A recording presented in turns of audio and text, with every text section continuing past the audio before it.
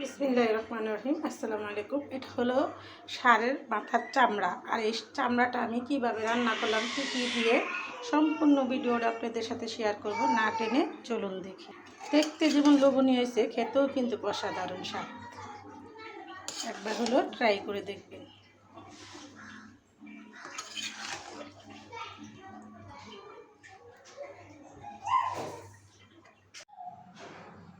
এই খাবারটা আমি কখনো খাইনি, আজকে প্রথম খাবো। আর এটা কি সেটাও আপনাদের সাথে শেয়ার করব। এটা রান্না করার জন্য আমি অনেক কষ্ট করছি, অনেক পরিষ্কার করতে হয়। তো আমি জানি না এটা কিভাবে খায়, তো আজকে প্রথমেই রান্না করব আর আপনাদের সাথে শেয়ার করব। তো আপনারা আমার ভিডিওটা না টেনে দেখতে থাকুন। তো আমি প্রথমে এটা সিদ্ধ করার জন্য কড়াইতে একটু হলুদ আর লবণ দিয়ে দিব। এখানে কিছুটা 1 চামচের মতো হলুদের ফাঁকি দিয়ে দিলাম পরিমাণ মতো নুন। এখন এই মাংসটা এটা আমি ভালো করে 5 মিনিট জাল দিয়ে নেব।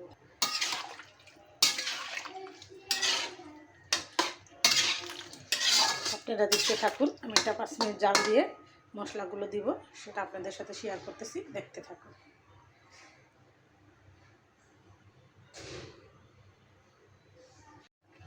তো 10 মিনিট জাল দিয়ে দেখেন, 10 মিনিট জাল দেওয়ার পরে এরকম হয়ে গেছে। আমি এখন নামিয়ে নিব বাকি মশলা উপকরণগুলো দেওয়ার জন্য। তো এখানে নিয়েছেন পেঁয়াজ কুচি, আস্ত রসুন, আস্ত কাঁচামরিচের ফাঁকি, জিরা, তেজপাতার গুঁড়া, গরম মশলার গুঁড়া। তো আমি কী কী উপকরণ দিয়ে কীভাবে রান্নাটা করি সম্পূর্ণ ভিডিওটা আপনাদের সাথে শেয়ার করব, না টেনে দেখতে থাকুন। আর আমি সবসময় আপনাদের সতর্কবাণী দিয়ে থাকি, চুলার আঁচ কমিয়ে রান্না করবেন, দুর্ঘটনা এড়িয়ে চলবেন। বেঁচে যাবে হাজার হাজার জীবন, বেঁচে যাবে লাখ লাখ টাকা। আমার এই সতর্কবাণী আপনারা মেনে চলবেন, চুলা থেকে একটু দূরে সরে রান্না করবেন। আমি এখানে পেঁয়াজটা বেরেস্তা করে নিব। এদিকে পেঁয়াজটা হতে হতে মশলা নিয়ে নেব। এখানে আমি 1.5 টেবিল চামচ আদা রসুন বাটা নিলাম, 1/2 চামচ তেজপাতা ফাঁকি নিয়ে নিলাম, কাঁচামরিচের ফাঁকি 2 টেবিল চামচ কাঁচামরিচের ফাঁকি নিয়ে নিলাম। তো এই আমার মশলা দিয়ে দিব হলুদের ফাঁকি। এটাতে আমি লাল মরিচটা দিব না, আমি সবসময় আমার তরকারিতে আমি কাঁচামরিচ দিয়ে রান্না করি, আর এই তরকারিতে কাঁচামরিচই বেটার। আমার পেঁয়াজটা বেরেস্তা হয়ে গেছে, আমি অল্প একটু উঠিয়ে রাখবো। দিয়ে দিব আমি এখানে সম্পূর্ণ মশলাটা, দিয়ে দেবো রসুনের কোয়াগুলো।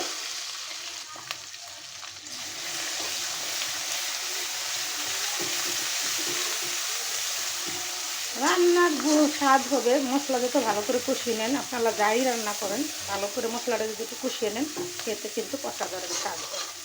আমি সবসময় কাঁচামরিচ দিয়ে রান্নাটা করি আর আপনাদের সাথে শেয়ার করি।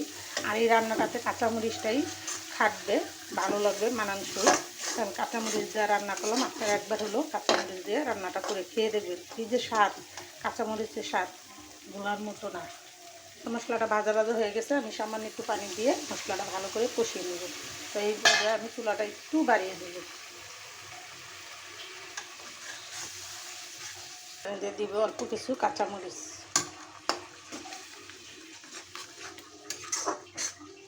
ভালো করে মশলাটা 10 মিনিট কষিয়ে নেব।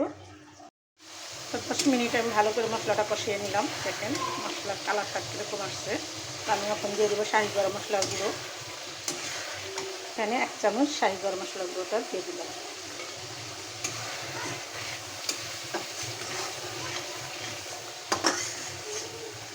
আর একটু দিয়ে দিলাম। এখানে কিন্তু আমার এটা প্রায় সিদ্ধ হয়ে গেছে, আমি এখন এক এক করে এগুলো দিয়ে দিব। সবগুলো দিয়ে দিলাম, আর এটাতে সামান্য একটু ঝোল দিব। দেখেন কি সুন্দর মাখো মাখো হয়েছে। তো মাখো মাখো রাখবো না, আমি একটু ঝোল দিব রুটি দিয়ে খাওয়ার জন্য। আপনারা একবার হলো এরকম করে রান্না করে খেয়ে দেখবেন, খেতে কিন্তু অসাধারণ স্বাদ হবে। অবশ্যই অনেকেই খায়। আমি যে শিখলাম হলো বরিশাল, আমার এক ভাবি ছিল, তার থেকে এই রান্নাটা আমি শিখছি। দেখেন রান্নাটা কত সুন্দর হয়েছে, খেতেও অসাধারণ হবে হয়তো, কিন্তু আমি কখনো খাইনি, প্রথমেই খাবো আর আপনাদের সাথেও শেয়ার করলাম। আপনারা একবার হলো এরকম করে রান্না করে খেয়ে দেখবেন।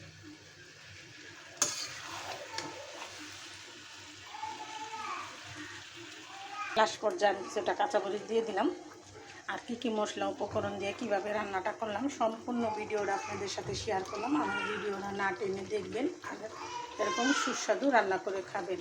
নতুন নতুন ভিডিও পেতে সাথেই থাকবেন। আমার ভিডিওগুলো হলো শিক্ষণীয় ভিডিও, রান্না যারা নতুন রান্না করতে পারেন না তাদের উপলক্ষ করে বলছি। আপনারা আমার ভিডিওগুলো অনেক ভালোবাসেন, আমি জানি আপনাদের ভালোবাসা সাপোর্টে আল্লাহর রহমতে অনেক দূরে এগিয়ে গেছি।